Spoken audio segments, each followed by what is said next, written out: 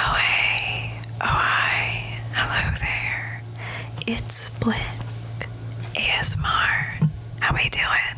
How's it going today? Guys, it's time. I said I was gonna do this video as a little bit of a joke when I did my last eating video.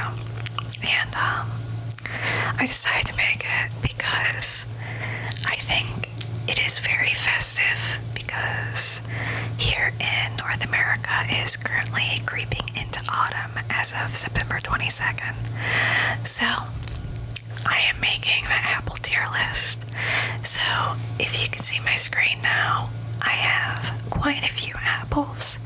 Pulled some real nice PNGs of some, and we are just gonna go ahead and have a nice little whispery ASMR session, just rating these apples and kind of talking about the experience that I've had. So of course this is subjective. This is completely me.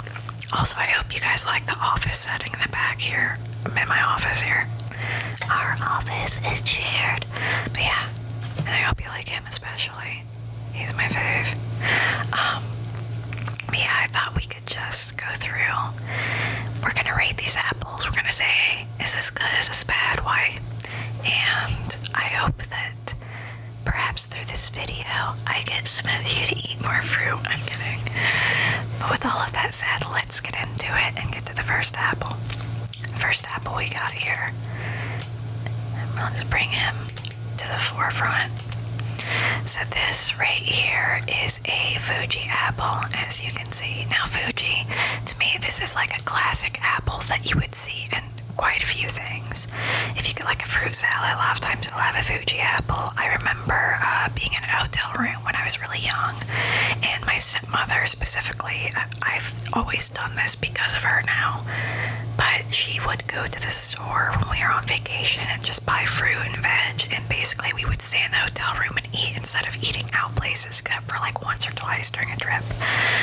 It saves a lot of money, for one. But two, you don't eat absolute crap the entire time you're on a trip, because it seems like that's really, really common and likely to do.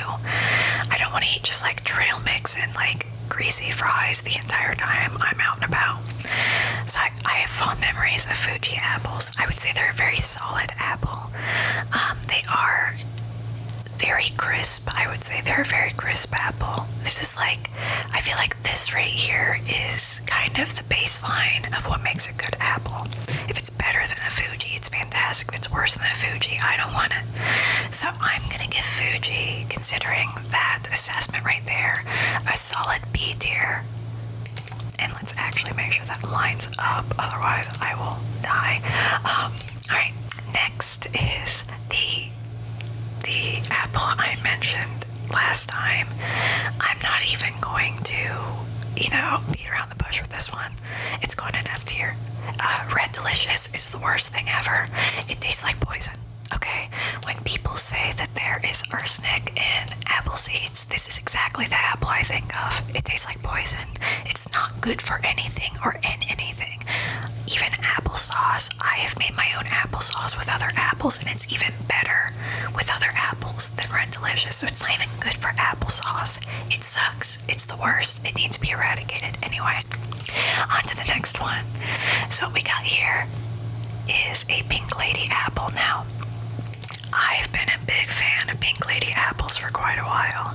They used to be my favorite apple, actually, because they are very, very light and kind of tart, only a little sweet. They're mainly like a tart, fresh flavor, and the outer bit, it's very crunchy apple. So if you're somebody that likes textures of apples, Pink Ladies are fantastic. And if you're somebody that likes kind of sour flavors, a Pink Lady is it's basically like if you are not into super sour like a Granny Smith, but you kind of want that same vibe, just a little sweeter, Pink Lady is there for you. I immediately have to put Pink Lady in A tier because that's an A tier apple. A for apple. It's a fantastic apple, very solid, pretty much good for anything. Honestly, it's a very, very good apple. Not quite an S tier, it's not beyond good, it's not the best thing on this list, but it is up there. Next, what we got here? Oh, I put with this very soon, didn't I? I'm gonna tell you right now, this is my S tier apple. This is an opal apple. You don't see a lot of yellow apples, especially like on this list here. I was even looking through other types, you know, heirloom apples. I can't find many apples that are specific. They're yellow. Opal apples. If you ever see them in the store, I implore you to buy it, because even though I don't like it when an apple texture is like mushy at all, in any case, like where it has kind of that dense texture, I like it crisp. Now opals, they are not the most crisp apple, but they're probably, I would say, a medium. But the flavor, it feels velvety as well. It's a velvety apple. It doesn't go mushy.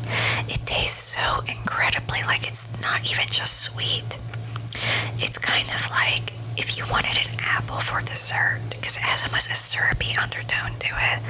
It reminds me of maple syrup a little bit, where it has, you know, if you get like the fake maple syrup that's cut with corn syrup, it's not the same as that. But like real maple, where it has that kind of light, thin texture, and it has kind of all of these notes coming through. I love maple syrup, by the way, if you can't tell. Oh my gosh. There's so many good things to an opal apple. The color, the texture, the scent even, the skin, all of it, super good. I've even had the apple skins like cooked before. They're good. I could not recommend opal apples enough to people. They're fantastic. Next apple we got Macintosh. So Macintosh, as some people have said, is kind of like the gold standard for apples. I don't agree with that, but I do realize that Macintosh is kind of the, we will say, the jumping off point for a lot of other hybrid types of apples. So we gotta give it something there. It's a very good apple for like pies, any baked goods. So obviously, even if you don't like the regular flavor of a Macintosh, the flavor does come through a lot in baked goods. I would say this is this could sound odd, appley apple, like the flavor that you think of with apples is usually a Macintosh. So I have to immediately put it here in C tier. It can't be anywhere lower than that. It's not an apple that I would like reach for, but I gotta give it respect. You know, I have to give it its due respect for the culture, if you will. Alright, next is a Jonathan apple. So, believe it or not, Jonathan and Jonah Gold are different apples. A lot of people think that they are the same exact apple. They are not. And they actually have different qualities, I would say. So a Jonathan apple to me is much more of like, I put that. I've had these like out of an orchard, so it's gonna be a little bit different. The only time I've ever had them, it's been like a local thing where you got them, like you went and picked them. So those apples are usually better than like supermarket apples.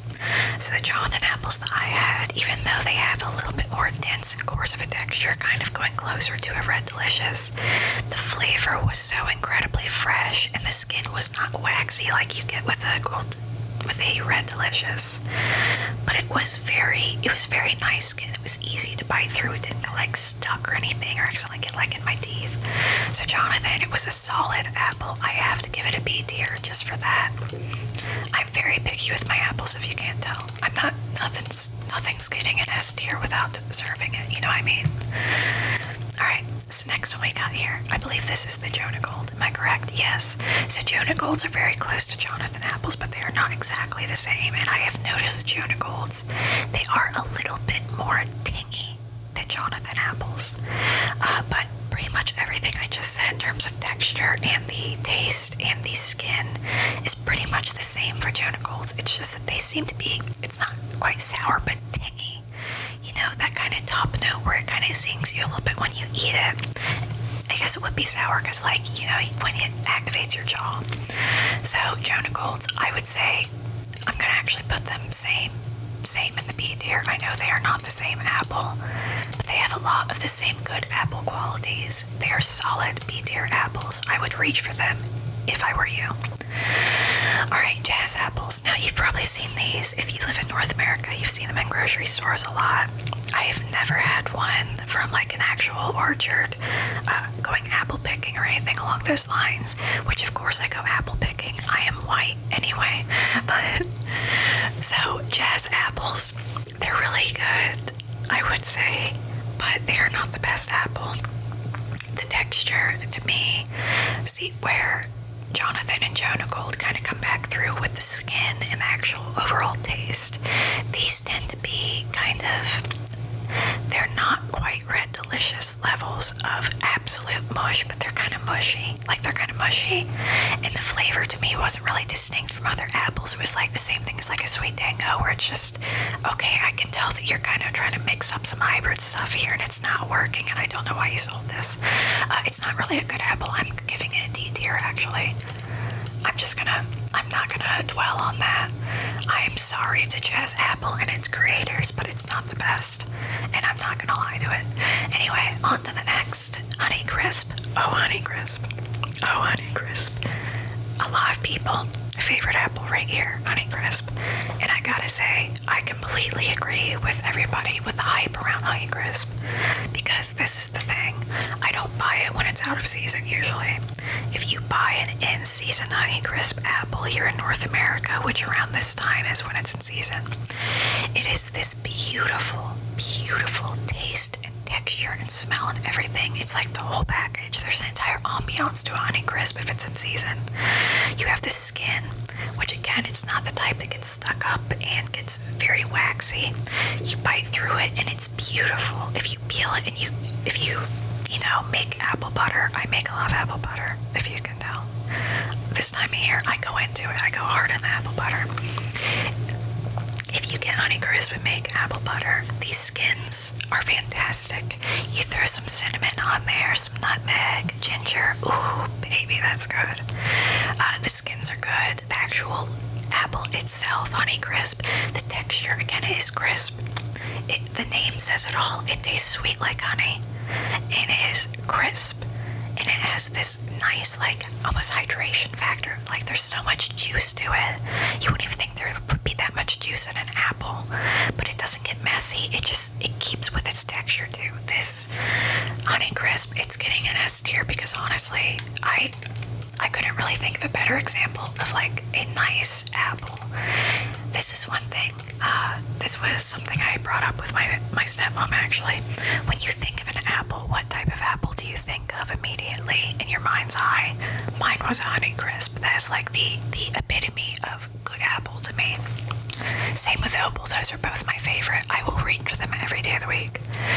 Alright, next here we have Granny Smith, which I know this apple is a point of contention. This apple right here has caused quite a bit of stir because you either really love it or you hate Granny Smith. I am actually somewhere in the middle. Oddly enough, this is a very polarizing apple, yet I somehow found myself in the middle with it. Because here's the thing. Is a Granny Smith great when you make like a caramel apple? Yes, the flavor comes through. And I think I have said this before, like, we're vegan. I make some date caramel and I put over the top. And even with that, like, even the date caramel goes so good, because I can remember having, caramel apples when I was young, with actual, like, animal products, whatever you want to say, all over it, and it was still good. But the date caramel that I make, if I put it over there and you put the peanuts or you put the sprinkles, anything along those lines, it slaps, okay? So this is a good apple for being in things, but on its own is not the best apple, I will say. The sour factor goes a little bit too hard, and to be quite honest, the skin's actually not the best. The actual taste of the apple skin is not the best, but for the sheer fact that it really does hold things together in a lot of different recipes and in caramel apples, I have to again, for the culture, put it in C tier. Because again, it holds it down in certain fields. We have to respect the Granny Smith apple. Next, we have Golden Delicious, which I feel like a lot of people get these two confused. Golden Delicious is right in between a green and yellow apple, and I will definitely say Golden Delicious for green apples. This is what I would pick for like a definitive apple. Golden Delicious is a fresh apple, I would say. Has a very fresh, refreshing, tangy flavor. Has a very thin skin, so it doesn't get stuck. It's not waxy. It's just very light, and it's almost like a friendly little conversation in an apple. doesn't get too heavy, doesn't linger on too long, but while you're there, it's great. I am going to probably, I'm stuck in between A and S for this, to be quite honest, so we're just gonna kind of, why not? We'll just teeter on the line here. Just teeter on the line. Okay, next apple we have here is this. I thought so. This is a gala. I feel like gala is like the most commonly bought apple, especially like bagged apples. Gala, you'll see them pretty much everywhere. Gala is an absolutely fine apple. It is a fantastic apple, and if you get it in season, it's even better. I would definitely say, though, it's like a little less enticing than a Fuji, I would say. A gala is like Fuji's cousin. That's not really as well liked, and also kind of has a little bit of a piss poor attitude here and there, but at the same time, has also done some great things. It's not as good as a Fuji. It's not as refreshing as a Fuji, but if you want to reach for an apple to eat and you basically want to get bagged apples, galas work well for everything. I've made apple butter with them, they slap. I have made, like baked goods with them, they slap. I have eaten them on their own, and they're still fine. They're completely fine apples to eat.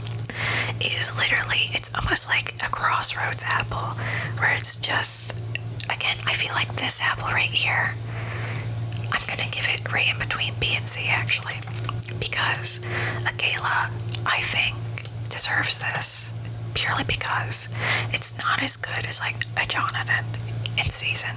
It's not as good as, a Fuji. It's not as good as a Golden Delicious, but would I rather eat it on its own rather than a Macintosh and a Granny Smith? Absolutely. Is it also good for all of those baked goods I talked about? Absolutely. So I have to give it that rating right there. Next is an envy apple, which is a very recent hybrid apple. This is one of the kind of couture apples that have been released as of late, and I'll be honest, I'm not really impressed. Again, I know exactly where I'm going to put this already. You know what, I'm not even we're going to put it on the list and I'll explain. I'm giving it a D, same next to Jazz, because with both of them, I know they were created recently, but whoever made these apples doesn't really get, I guess, my personal taste, right? Again, the texture, it's a little bit more of that coarse kind of like it's almost like coarse and loose texture that you can get in an apple. With the texture of the apple, it's almost like everything's just the flesh of the apple's just a little bit too saturated and it's a little bit too overblown and is getting close to like the Red Delicious territory. Skin's not exactly the best either. Smell, not really the best. Color overall, I usually like to see it, like this Jazz apple here looks really nice because it has a little bit of yellow in there too. You can see like, some variation. The envy apples, this was created in a test tube and I can tell, Next apple what we got here? Brayburns. So Brayburns, if you get them, if you get them in the store, they suck. They're not really that good because, I don't know if it's because of transit or what. You'll get them and they're kind of, like a little waxy in the skin and the flesh is not exactly the best, but I've also got Brayburn apples from an actual orchard that's been like around here, and they've been fantastic. I mean, the flavor goes so hard, it blooms, it's beautiful, it's kind of floral in a way.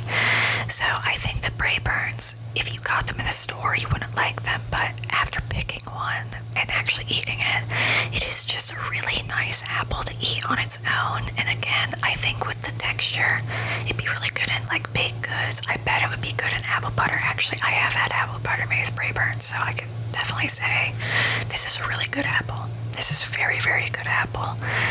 So I'm actually going to give it a B tier because I don't think it is better than like a Jonah Gold or a Jonathan. But I definitely think that, it's a solid apple. I've really enjoyed this. Alright, last apple we got here is an Ambrosia, which, love the name. The actual apple itself, to me, I'm not even going to, I will not tarry. It's getting a D for me.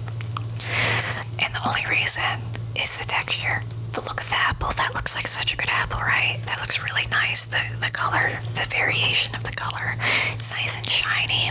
You know, it's got a nice little round look to it. You're like, oh, that looks very appealing. And then you bite into it, and it's just mush. It's just mush. And I gave them chances multiple times. But it's just really not the best apple for me, to be quite honest. The skin's not even that good. I will at least say, we'll say the curb appeal of the apple. The outside looks great and they smell good. But no, doesn't do it for me. Does not do it for me. But yeah, that is my apple tier list. I hope you all enjoyed. I will definitely say, as a little aside here at the very end, so I'm recording this pretty soon after I had done my collarbone tapping and knocking video. I think you can see here. Yeah, you can see. I was making sure. Guys, if there's like an apocalypse, if there's any situation where you need like fight to survive, just say RIP for me, okay? I got bruised from that video.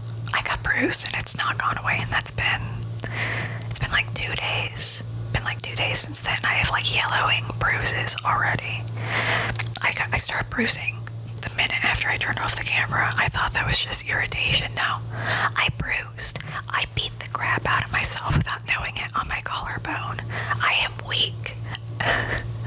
So just, if there's any situation where you're like, oh, you know, you gotta fight for your life, just say RIP for me, guys. Just say RIP. But I hope that you all thoroughly enjoyed this video. Definitely let me know. I know this is it's a little bit of different content, but you know what, honestly, why not? Just shaking things up, and I just wanted to do something showing my appreciation for you all and for this season, and just kind of, I don't know, shaking it up is nice once in a while, right? I hope you all thoroughly enjoyed this one. I hope you are doing so absolutely well out there, and you stay well, and you stay safe. And I hope you have an absolutely fantastic, wonderful, beautiful day, night, or whatever, whenever you are watching this video. I will see you all in the next video. Bye-bye.